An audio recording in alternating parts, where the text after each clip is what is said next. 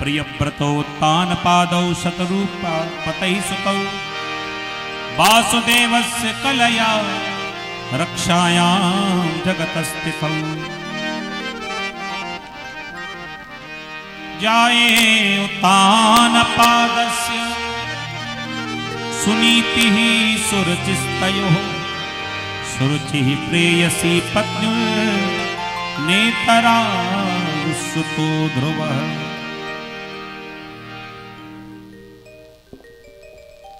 महाराज उत्तानपाद इनके दो विवाह हुए।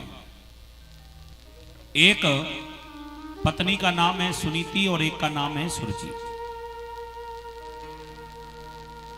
सुखदेव जी महाराज वर्णन करते हैं कि महाराज अपनी छोटी रानी सुरुचि से बड़ा प्रेम करते हैं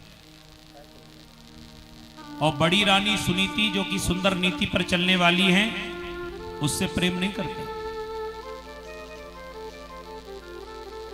लेकिन ध्यान रखना, जो सुरुचि के साथ रहता है उसे उत्तम वस्तु तो मिल सकती है, लेकिन सुनीति के संग जो रहेगा उसको साक्षात ध्रुव ही मिलेंगे।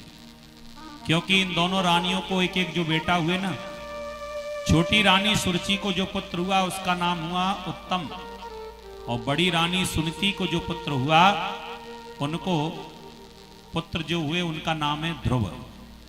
ये वही ध्रुव जी महाराज है जिन्होंने 5 वर्ष की आयु में ऐसा भजन किया कि भगवान नारायण को प्रकट होना पड़ा। बोलिए ध्रुव जी महाराज की जय। भगवान का ऐसा भजन किया अपनी छोटी मैया सुरुचि के डांट फटकारने पर महाराज ध्रुव जी ने अपना घर छोड़ दिया।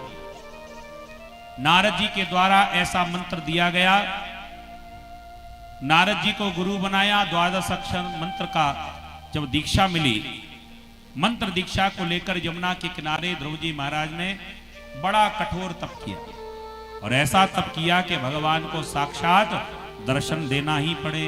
बोली नारायण भगवान की जय। भगवान नारायण का जैसे ही दर्शन हुआ स्तुति करने लगे। योवन्तः प्रविश्य मम वाचिमिमां प्रसुप्तां संजीवयत् किल शक्तिधर स्वधाम्ना अन्यास्तहस्तचरण श्रवणत्वगादि प्राणान्नमो भगवते पुरुषाय तुभ्यम्। हे प्रभु, आपने जो शक्ति मेरे भीतर प्रविष्ट कराई है, यो अंतः प्रविश्य मम वाचिमां प्रसुप्ताम, मेरी मरी हुई जो वाणी थी आपने ऐसे जीवित कर दी जैसे मरे हुए के मुख में कोई संजीवनी बूटी निचोड़ देता है। महाराज आपकी कृपा से ये इंद्रियां काम कर रही हैं, आपकी कृपा से बुद्धि काम कर रही है, आपकी कृपा से वाणी काम कर रही है। और महाराज यदि आपकी कृपा हट जाए तो महाराज सब कुछ होते हुए भी धरा का धरा रह जाए। रोज भगवान को 2 अगरबत्ती लगाया करो और भगवान को धन्यवाद दिया करो कि प्रभु आपकी कृपा से ये शरीर चल रहा है। और नहीं तो ये कृपा हट गई ना तो हाथ होते हुए भी हिल नहीं पाएगा, पैर होते हुए भी चल नहीं पाओगे। और नहीं तो उनसे जाकर पूछ लो जिनको पैरालाइज का अटैक होता है, पैर भी होगा हाथ भी होगा लेकिन हिल नहीं पाएगा। क्यों? प्रभु की कृपा हट गई और प्रभु की कृपा से शरीर चल रहा था। तो प्राणान नमो भगवते पुरुषाय तुभ्यम, हम समस्त इंद्रियों से आपको प्रणाम करते हैं। भगवान नारायण ने बड़ी कृपा की और भजन का ऐसा प्रवाह हुआ कि 36,000 वर्षों तक राज्य करोगे ऐसा वरदान भगवान नारायण ने दिया। और 36,000 वर्षों के बाद में एक अलग लोक की तैयारी हो गई जिसका नाम है ध्रुव लोक। रात्रि को आकाश की ओर देखना जी, जो तारा सबसे सुंदर सबसे तेज चमकने वाला है उसका नाम क्या है? ध्रुव तारा।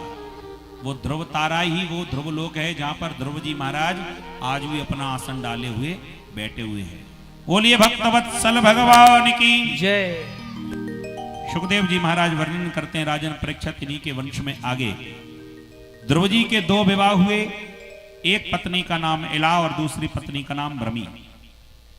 दोनों को एक एक बेटा हुए, एक पुत्र का नाम उत्कल और एक बेटे का नाम वत्सल। बड़ा पुत्र जो उत्कल था उसकी राजकाज में कोई भी रुचि नहीं थी, इसलिए छोटे बेटे वत्सर को ही राजा बनाया गया। महाराज वत्सर के जो पुत्र हुआ जिसका नाम हुआ राजा अंग।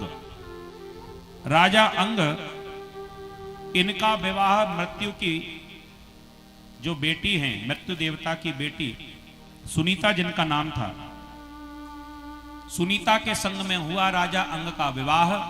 उनके जो पुत्र हुआ जिसका नाम हुआ वेण। और भैया जैसा इसका नाम था वैसा इसका काम था।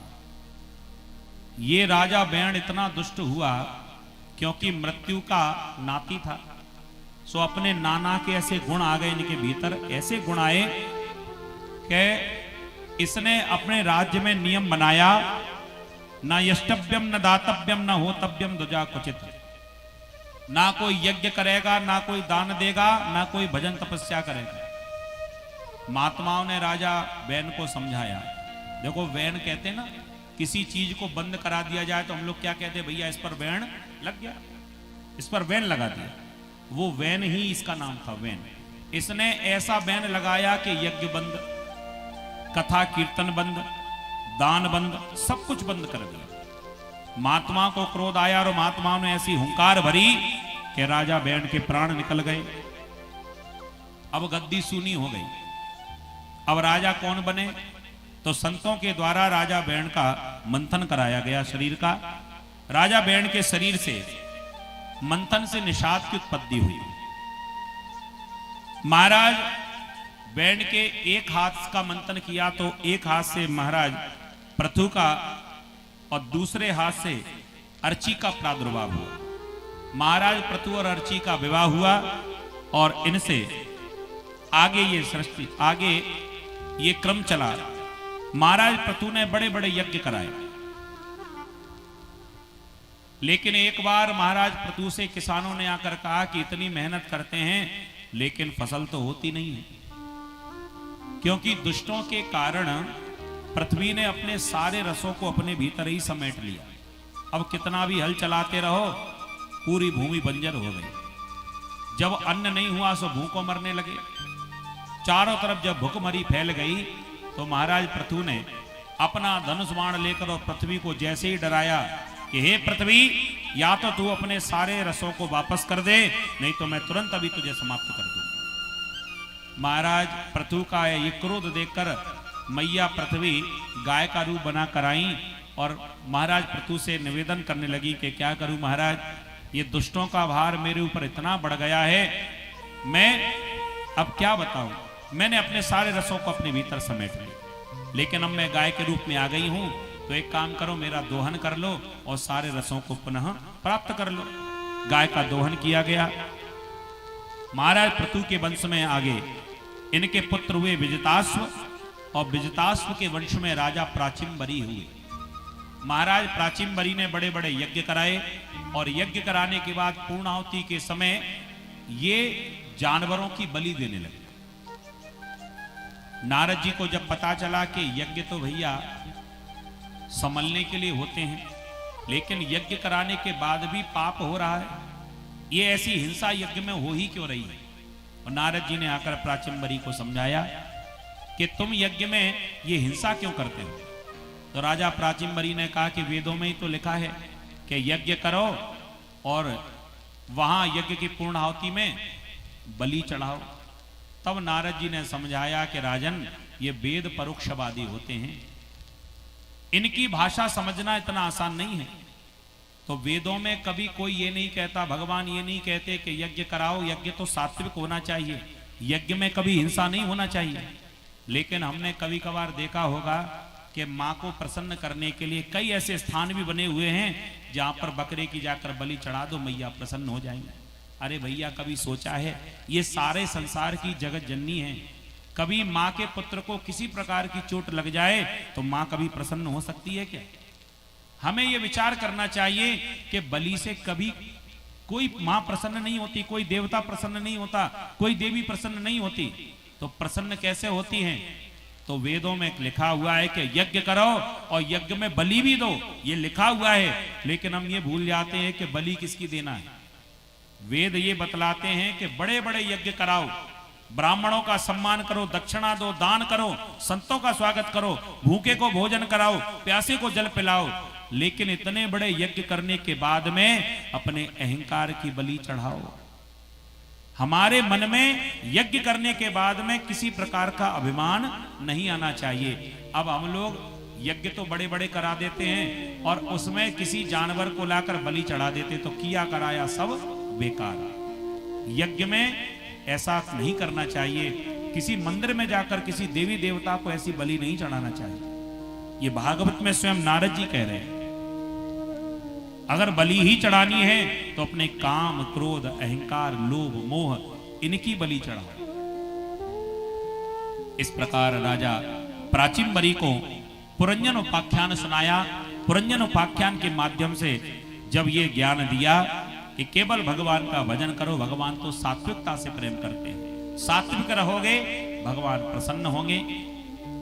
नारद जी के कहने पर राजा प्राचीनबरी ने यज्ञ में हिंसा करना बंद कर दिया। बोलिए भक्त वत्सल भगवान की जय।